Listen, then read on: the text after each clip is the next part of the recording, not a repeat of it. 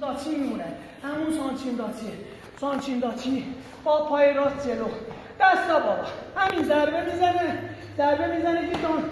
هر چقدر ضربه بزنه همین رو پا، همین سانچین داچی رقص پامون رو اینجوری انجام میدیم. ضربه میزنه گیدون. همین. ولی اینجوری وایسی محکم رونه پا میخوره. در جا خاصی پذیرتر میشه. بزن.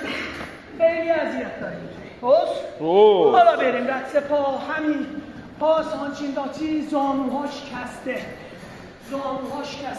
مثل تکواندو کارا اینجوری ما نمیسی. پای چپ جلو، پای راست عقب. همین.